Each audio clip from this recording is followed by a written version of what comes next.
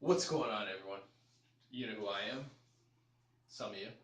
It's David, Smart Fitness. Today, we're going to break down a few topics in my life that I've been discussing, living with for the last month since this cut started. So getting started, we're going to talk about the cutting update.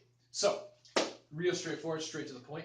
I am down exactly what I want to be, about half a pound every single week, with the exception of this past week.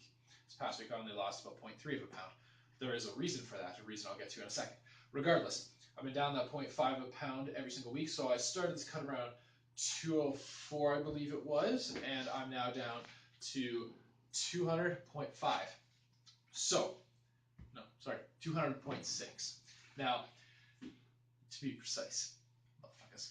Now, anyways, the reason why this past week I only lost 0.3 or 0.2 or 0.4, whatever the scale was, it wasn't a full 0.5 of a pound, was because I've only trained 3 times this week. I had a creatine blunder, we'll call it, which I'm going to talk about with my poor decision. Now, basically what happened was it resulted in me missing a workout, missing my cardio, and not feeling too great. Combine that with studying for exams, getting assignments done, sitting a lot more. I've been, some would say, lethargic, but I've been trying to maintain my level of activity in a sense that I am still getting up, moving around. I am still doing stuff. I'm not just completely sitting and writing off the entire day. Now, we're going to talk about next thing here, how to deal with a strength loss.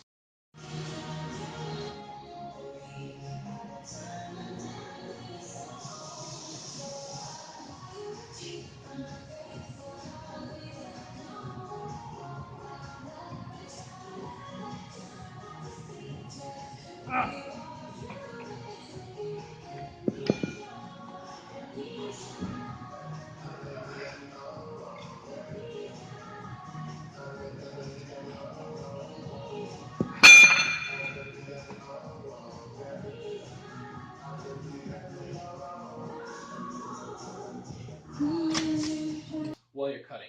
Now, this is something that kind of, you wouldn't really think that I'd be dealing with this early in the game, but with these 10 sets of 3 and the decrease in calories, I'm now down to 3,200 calories, give or take 50, depending on how I hit my macros.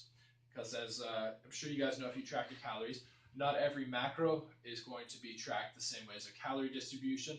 For whatever reason, some companies do not follow that way. So for example, if you could say you have a honey and it's got 4 grams of carbs, that should be amounting to 16 calories.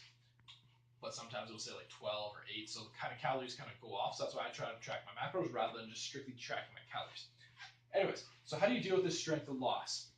So these 10 sets of 3, like I was saying, I noticed it really substantially on my last 10 sets of 3 at deadlifts. I got to about set 7 and I hit a wall, and this wall was really hard to break. I pushed through it, I finished that set, I hit my 10 sets of 3 with good form, but then when I went to go and do set 8 and set 9, set 8 I only hit 1 rep, did the second rep, got about halfway up, and was like, fuck, I can't get it anywhere, and went back down. Called it a set. Set 9, went up, stepped up to the plate, couldn't even get the bar up, I failed. It sucked, felt really hard, and you want to know why? Because I didn't prepare myself mentally for it, I didn't prepare myself nutritiously for it, and I definitely did not prepare my body for the actual lift itself. So how do you deal with this strength loss? So, especially if you're doing a strength-based program, you need to prepare your body for it. Anyone who's going to go in fasting is clearly not doing a strength-based program to the extent that they're pushing those high percentage values. Contrary to what they're saying, if they're pushing 85% of their true 1 rep max, there's no way that you should be able to do that with good form, fasted naturally. Simple as that.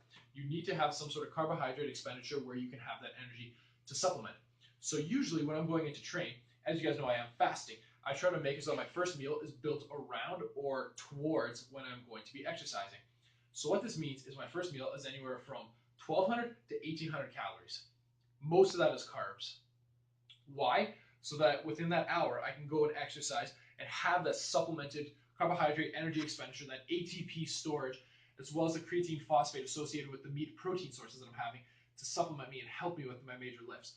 It works up to a point. Like I was saying, I failed with my strength loss. Why? Like I said, I didn't prepare myself properly. Why didn't I not prepare myself properly? Usually I train in the evening. This time I trained at 10 a.m., which meant that my fasting window started at 9 a.m. Usually I don't eat until 1 or 2 p.m. This was kind of like it's probably more psychological than anything, but it did shock my body in the sense that I didn't really know how to deal with it. So when I went to do those sets, I either psyched myself out for it, I didn't eat enough carbs properly for it, or I didn't simply prepare myself properly. That's literally what it comes down to. You need to prepare yourself, you need to be ready. And then of course, post-workout is equally, if not more important. Same with your flexibility. You need to be stretching, you need to be hitting your protein carbs, especially those simple carbs right after you work out. If you're gonna be sitting there and you're having yourself a bowl of peanut butter and that's it, don't expect major gains. Now, my poor decision and the result. This is a facepalm, what are you doing, David, you're an idiot type of situation. I followed one of my profs at school who I assumed would be relatively intelligent because she does have her PhD in nutrition. Was I correct in doing so? No, I was a fucking idiot. So, she says that when you're taking creatine, you should be having anywhere from 0.25 to 0.5 of a kilogram per day. So for me, weighing around 93, 94 kilograms, at the low end of 0.25 of a gram per kilogram, it amounted to pretty much 20 grams of creatine. That is a lot.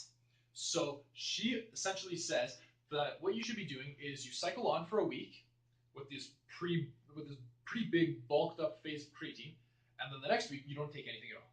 So out of coincidence, I had forgotten to take creatine that most of my workouts beforehand. So I had about 5 or 6 days where I did not take creatine. My last 2 workouts I didn't take creatine, and then on the weekends I didn't train at all. So it amounted to being 5 days or 6 days that I hadn't taken creatine at all.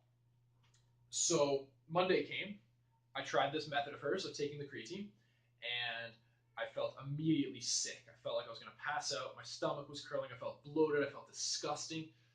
I've done creatine loading phases before, but never anything this extreme to a point that I just did not feel good. So I attribute it to other aspects like either being super dehydrated, tired, overworked from both jobs, working late the night before type of thing, and then getting up early going to school. So I gave it a pass. Tuesday I didn't work out. Wednesday I came back to the gym, tried the exact same type of style that she was saying, but I decreased it so that I was only having 15 grams. Before I was having 22.5, so it was quite a bit. Same effect. Did 10 minutes of walking, treadmill, cardio just to warm up, and I thought it was just, maybe I'm hot at the gym, so I took my sweater off. Made no difference. Did my first warm-up set of squats, and I thought I was going to pass out again. And I'm like, what the hell? I even prepared for it. I had about 1.5 liters of water about 2 hours before I worked out, so it wasn't like I was dehydrated. It wasn't like I was having a problem. I was going to the bathroom pretty regularly to pee, so I'm not really sure what it was. Came home. I couldn't even work that night from how bad it was, for God's sakes. I had to call in sick. So I came home, had my normal diet the way it was, didn't try it again.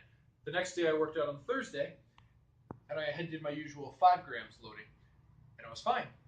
So what does that go to tell me based on this correlational, observational study with my body over the course of these past 2 days?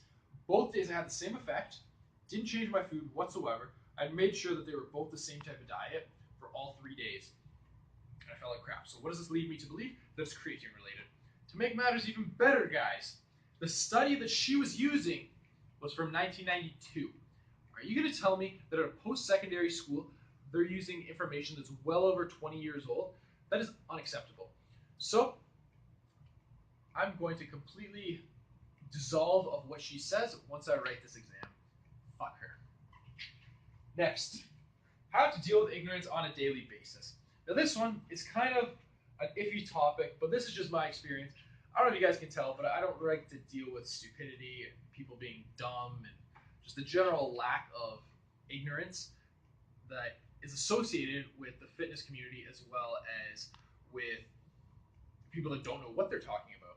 So I had somebody come up to me and say that more than likely the reason why I'm feeling the way I was with this whole creatine effect was because I was having liquid meals. These liquid meals were my post-workout shakes, which included cottage cheese, oats, bananas, milk, protein powder, and frozen yogurt. That is not liquid food. It is not a liquid meal per se. there's loads of substance in this. Most of the time, it accounted to 800 calories. So how do you deal with people that are ignorant like this?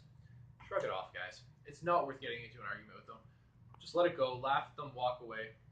There's too many times where I've had to deal with people where you talk to them, you try to teach them, you try to educate them on something where you actually know what you're talking about, and it just doesn't work.